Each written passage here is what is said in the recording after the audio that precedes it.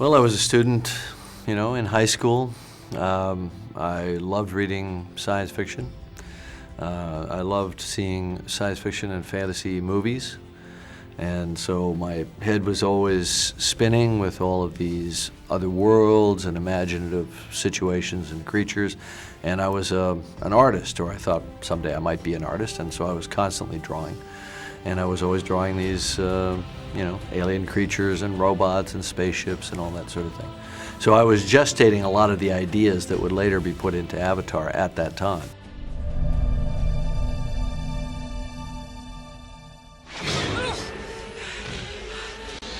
Fox sent me the script for Aliens, and I just sort of picked it up. I'm in the south of France with Gerard Depardieu, and I'm just and Ripley's on every page.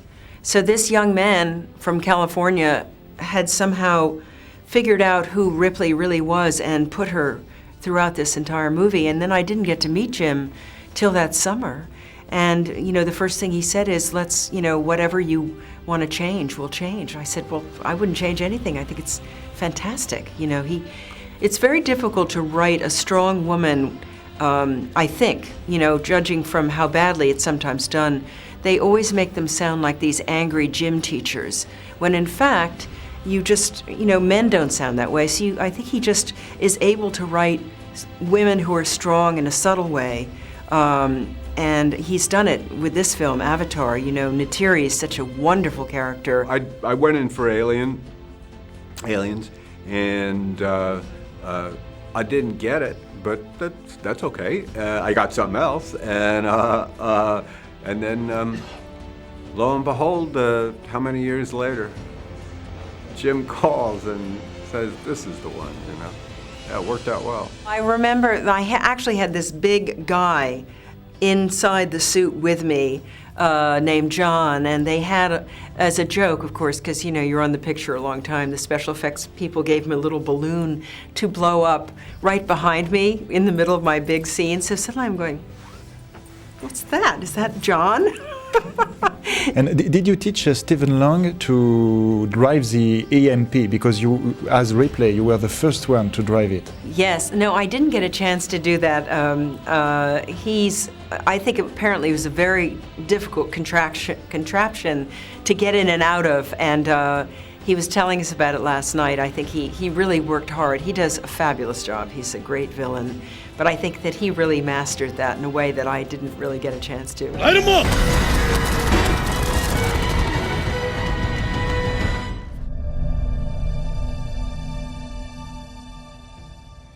In '94, actually it was in early '95, I wrote an outline for Avatar, which turned out to be almost 100 pages. It was really more like an outline for a novel. It wasn't really a script. It was the world. It was the world and all the characters and all the settings, the jungle, the 1,000-foot trees, the floating mountains, all of these ideas in great detail. But it wasn't a proper shooting script. It was really more just a starting point document, that we could begin the design work and so on, and begin talking about the visual effects. The intention was always to use CGI. I had already founded a company called Digital Domain with Stan Winston, who was a good friend of mine and was, world-renowned creature and character designer. And our goal was to take CGI to the next level. So we were not interested in doing it with makeup ever.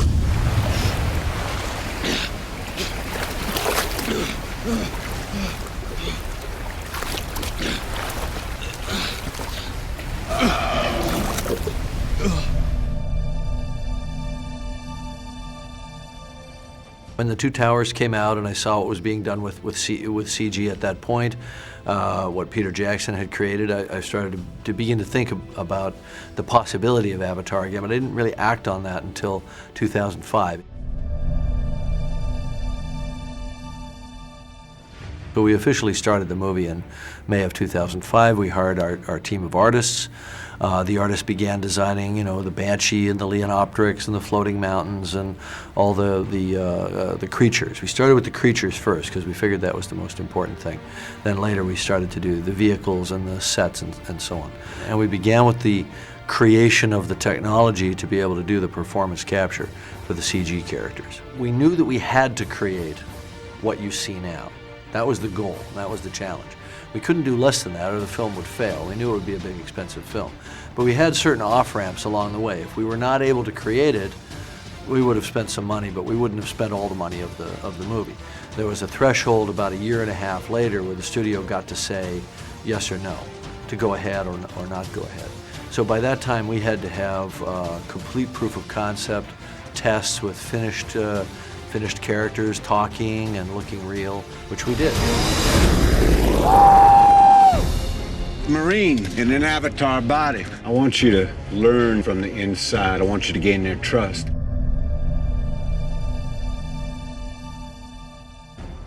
You know, I met him first in 2006. We spent 6 months trying to get the job, working together to convince the studio to go on an unknown actor. What I loved the most about him, and I still remember, was the excitement and the childlike happiness that he had and conducted himself because he was going to finally get to tell this story. And it all made believers out of all of us. It did, from seeing all the pictures and the very first time I remember I saw Neytiri, I completely fell in love with her. And she was a sculpture. She was made into a sculpture, and she was sitting on this coffee table in Jim's office. And the very first time I saw her, I was just like, oh my God, you're so beautiful. And if I get to play you and I get to be you, I'm gonna be so happy.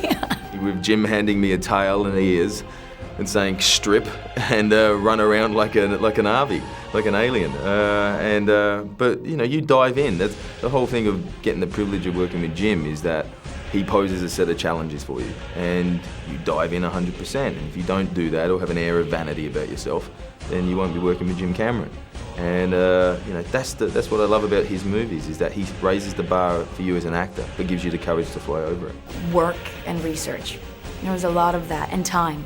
Because I was playing a non-human character, I understood that I had a very challenging task to accomplish. And I can only do that by taking the time to do all the research, from like watching shows like the National Geographic and observing animals, to observing my niece, who's very innocent, and children run in a very assuming, like just natural form of understanding. They're very simple, and we knew that that's the way this culture needed to be, that the species. And a lot of exercise and training every day, from archery to martial arts to movement to the language, so that by the time we got to shoot, it wasn't something I needed to always like try to get into. It was just there. And at the time I was working in New York in the theater. He was out in California, so we spoke on the phone had an extended and very positive, very agreeable talk. And that was followed by my flying out there for further creative discussions.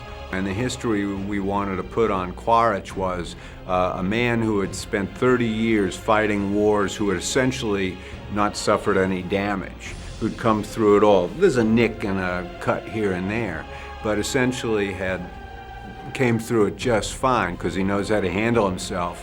He spends one day on the planet and gets his face basically ripped off. And this is a good thing that this happens, because it serves as a very, very clear reminder. It's a wake-up call that things are different on Pandora.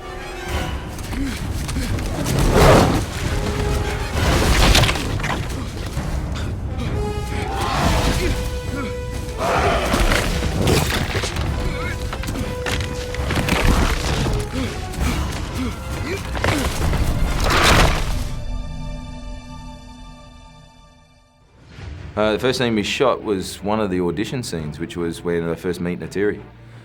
Because that's a good place to start in any kind of journey, because the characters are starting in that journey. It was when I'm on the trunk, and Jake Sully is walking, Sam is walking underneath. It's after he's lost Grace, and he's walking in the forest by himself, and I'm hunting him. And you see this blue body, you know, when the camera pans up, you see this blue body on the trunk like this, and she just gets up. I think it was the very first scene that I shot, and it was, I remember feeling so excited, because I had done so much work for I think it was like 2 months or 3 months, and to get to apply everything, but not purposely intend to it. It was so natural, because that's all I did for 6 months was just breathe, eat, walk, act like Neytiri, like the Na'vi. It was in October of 2007 down in Wellington, and that was our first live action. Now, we'd already been doing capture work before that.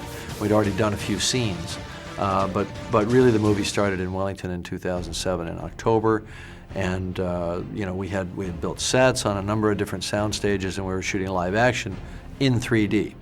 When we finished our shoot in March, we then did all the rest of the capture work with the actors. So that was performance capture work back in Los Angeles. What are you saying, Jake?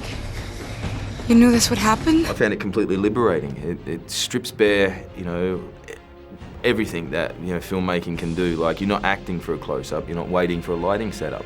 You're not sitting around doing nothing, and essentially it's just you and the other person. It's like theatre, basically. So we were all on this big empty stage. We had to pretend that that was a plant and that that was a this, and we're all in little black suits, which is sometimes all you can afford in the theater, except we had ears and tails. That was the only difference, but then you just pretend. How do you fly a Banshee? Well, you build one and you fly it like a 5-year-old.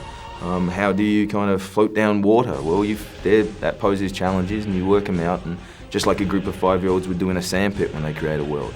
We've just got, do it with a lot more money and a lot more people. Yes, like you not be happy. You will never be one of the people. Try to stop. Go good enough. Terry, please, Go please. good. Well, the first time I saw myself, and I saw that in Amsterdam, and I went, oh my goodness, because it's just me, only I'm blue. And so that was so funny. I didn't expect that. Jim never said, I'm going to make this avatar look exactly like you. What I like about seeing the final footage is that my performance, in every subtlety and tiny kind of glimmer and nuance, does translate. And it is my performance 100%. We did some live action pickups about 4 months ago, so that would have been the last time I yelled action. I think we're still filming. I think we're going to keep filming right up until December 16th it comes out, knowing Jim. We'll be filming next year probably for the DVD. It's never finished, it's abandoned, is what they say. And I think that's Jim.